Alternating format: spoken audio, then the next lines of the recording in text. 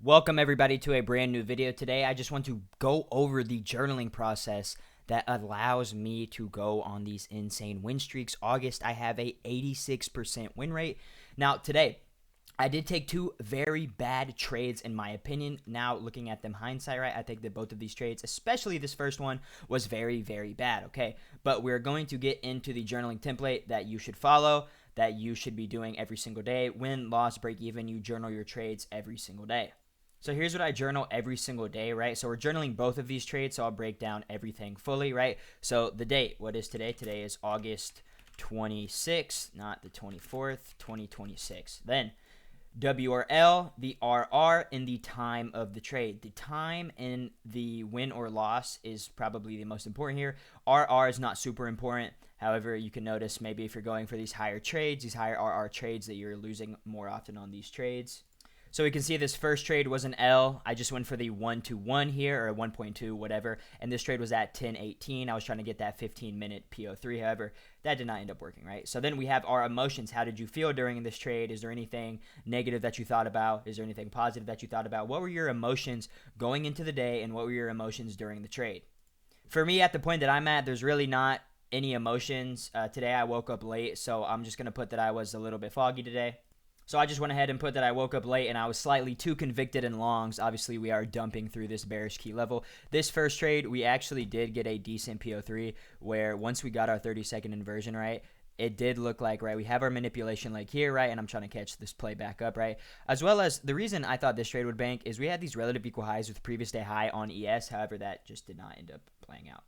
Then we go into our confluences, right? And my confluences are the AMD with our PO3, a turtle soup, my high time frame fair value gap, my A plus DOL was there in SMT, my entry trigger / IFVG. Okay, now these can be whatever you want for whatever strategy you trade, but this is where you're just going to break down the mechanicals of the trade. Then after that, we'll get into why you were stopped out, what you did correctly today, what you did wrong today, what was your bias going into the day, how you were going to move forward within your trading, and also a screenshot of the trade.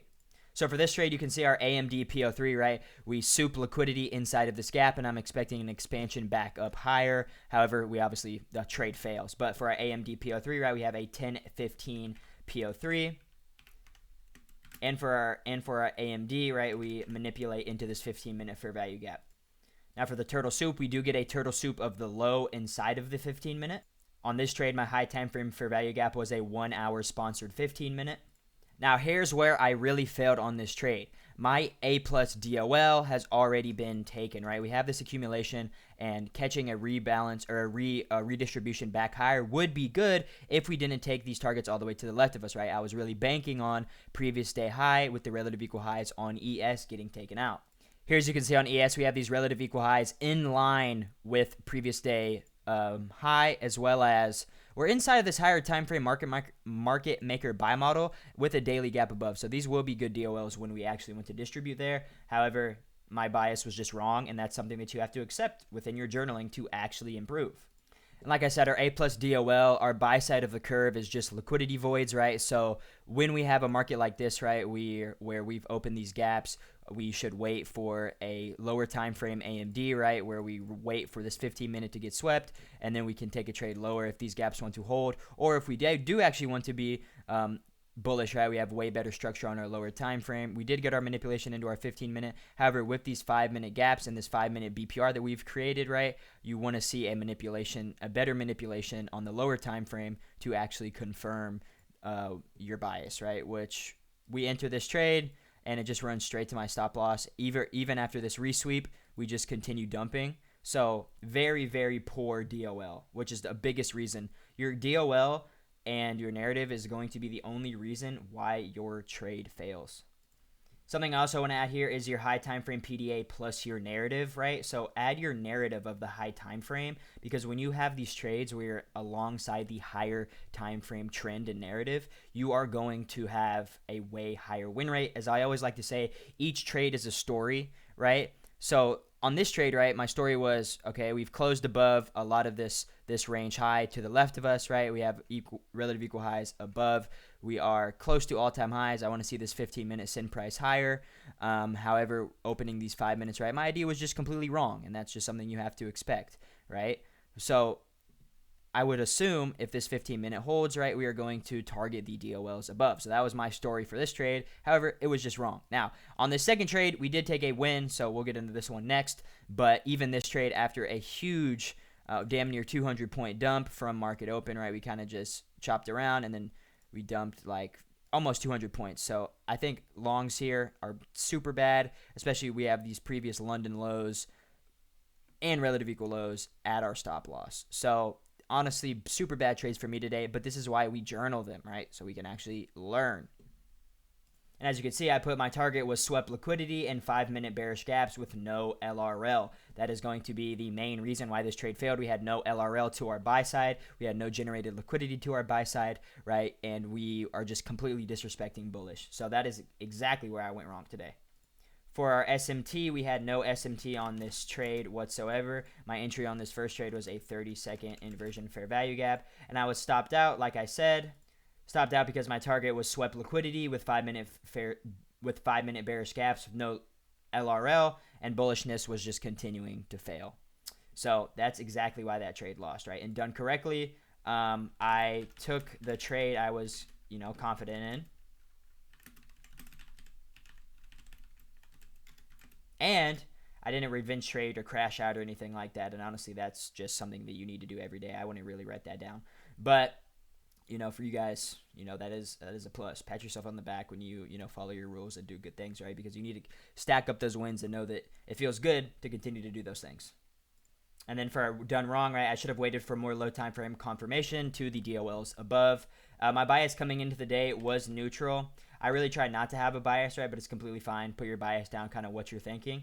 And how am I going to move forward, right? I'm just going to obviously wait for more confirmation. When we create these BPRs and stuff like that, we're in between a 15-minute and then these 5-minute leg here. I want to wait for this low time frame, good manipulation and structure.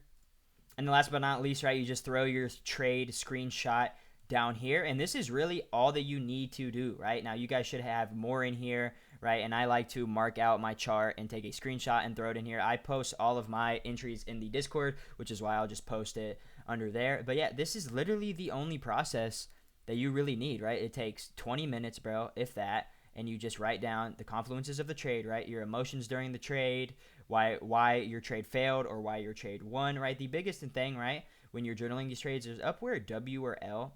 You want to make sure you're journaling break even to loss, or was it a break even into a win? Now, if you're noticing you're having a lot of these break even into win trades, right? Maybe, you are going break even at a spot that does not actually put your stop loss in any danger, right? Because the whole point of going break even is taking risk off of the table. So when you go break even, right, you think in your mind, you're thinking, okay, now that we've taken this high, we've tapped into this gap, we've done something. Your stop loss is scared, basically. You think that your stop loss is going to get ran. When most of the time I see people going break even when it does not matter, okay?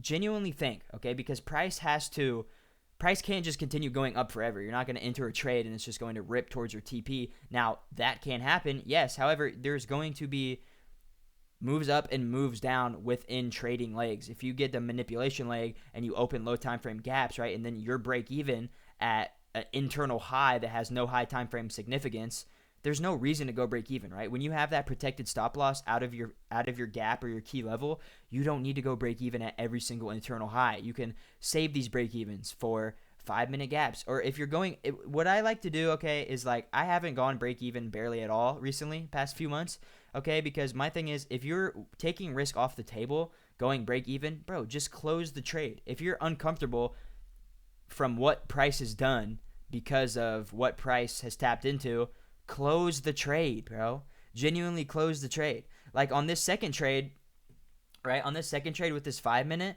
like I should have gone break even, right? Because now we have this huge bearish leg. This 5-minute could 100% send price lower, okay? However, I didn't go break even at all just because I'm like, bro, there's no way we don't get a decent, after this huge dump, there's no way we don't get a decent retracement leg back into this 5-minute, right? So this is where it's valid to go break even, okay? This is where it's valid to go break even, okay? But a lot of the times when I see people go break even, there is literally no reason to, okay? Like let's say you're trying to catch a trade up here to this 15-minute fair value gap. All right. High time frame narrative, right? Let's say we've tapped a 4-hour bearish to the left of us, and then you're trying to catch this trade down to this 15-minute, okay?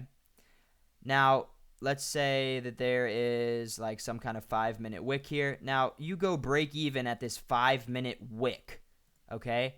This is a completely invalid spot to go break even, and it literally would have stopped you out. You go break even, and it stops you out because what are we doing high time frame?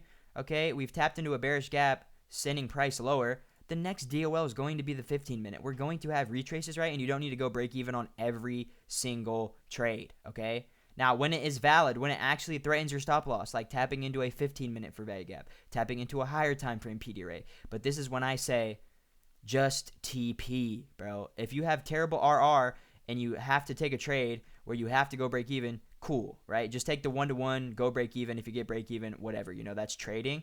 But if you can TP at where you're going break even, bro, just TP. You know what I mean? Just TP. Just TP, bro. Genuine. Just TP. But yeah, that's going to be the end of this video. I appreciate you guys. You guys can use this exact journaling template to become profitable on KEEB. So yeah, I'm not going to journal the second trade because this video is like 12 minutes long now, and I basically got everything out that I needed to. But yeah, let me know what you guys think. All my links are going to be in the description down below. I do have a free Discord community that we just hit 110 members, that we are running a giveaway for $100 so you can go buy yourself an account. But all right, boys. I love you, boys. You guys have a good rest of your day.